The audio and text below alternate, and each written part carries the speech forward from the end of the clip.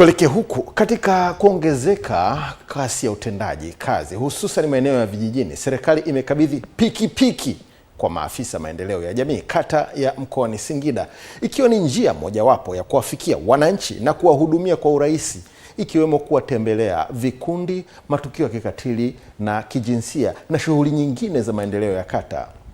Mwanahabari wetu Mika Ramadhani na habari hiyo. Zungumza wakati wa kukabidhi pikipiki kwa maafisa hao ambao ni kiungo baina ya wananchi na serikali, Katibu Mkuu Wizara ya Maendeleo ya Jamii, Jinsia, Wanawake na Makundi Maalum, Dr. John Jingu amesema majukumu ya maafisa hao ni makubwa katika kuifikia jamii inayowazunguka katika kuratibu shughuli mbalimbali za serikali. Nyie ndio maana mnaratibu masuala ya mikopo.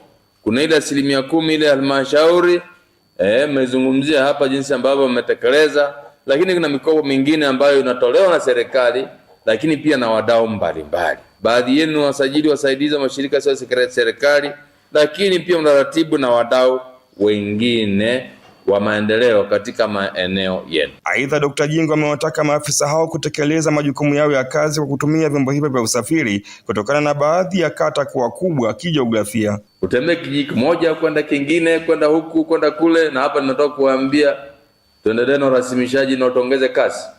Inabidi tuwe na nyenzo. Sasa tunawaletea nyenzo. Tendeni tukatekeleze majukumu yetu sawa sawa. Awali afisa maendeleo ya jamii mkoa wa Singida Patrick Kasango amesema hadi kufikia mwezi wa 9 mwaka 2025 vikundi 136 vilinufaika na mikopo ya 10% kwa kupata zaidi ya shilingi bilioni 1.5, huku katibu tawala msaidizi mkoa wa Singida Steven Pankrasi akiishukuru serikali kwa kuendelea kutoa vitendea kazi. Hadi Septemba mwaka huu tumetoa bilioni 1.5 kwa vikundi 136, ambapo shilingi milioni 797 kwa mapato ya ndani na shilingi milioni 745 zimetoka kwenye marejesho revolving. Kwa kweli sisi kwa mkoa wa Singida tunaishukuru serikali, imekuwa ikipatia vitendea kazi, na hivi majuzi tu Mheshimiwa mkuu wa mkoa alikabidhi pawatira ambazo zimeshapelekwa katika vituo vya uzalishaji katika maeneo mbalimbali katika halmashauri zetu. Nao maafisa maendeleo ya jamii wanazungumzia adha waliokuwa wakiipata katika kutekeleza majukumu yao vijijini.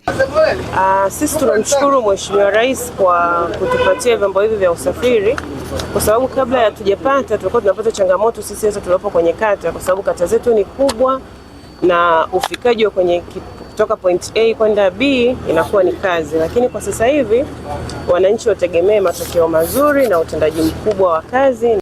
Tulikuwa tunawaba changamoto ya usafiri. Kuna kata ambazo kutoka makao makuu mpaka tunafika kuwafikia wananchi tunatumia zaidi ya kilomita 23 kutoka makao makuu kwenda katika kutoa huduma katika maeneo. Tunaamini itatusaidia katika ufanyaji kazi wetu, na hii itatusaidia sisi kuweza kuwafikia wananchi kwa ukaribu zaidi, tofauti na hapo awali ambapo tulikuwa tunashindwa kufika katika maeneo hayo. Nikiripoti kutoka hapa mkoani Singida, jina langu ni Mika Ramadhani, EATV.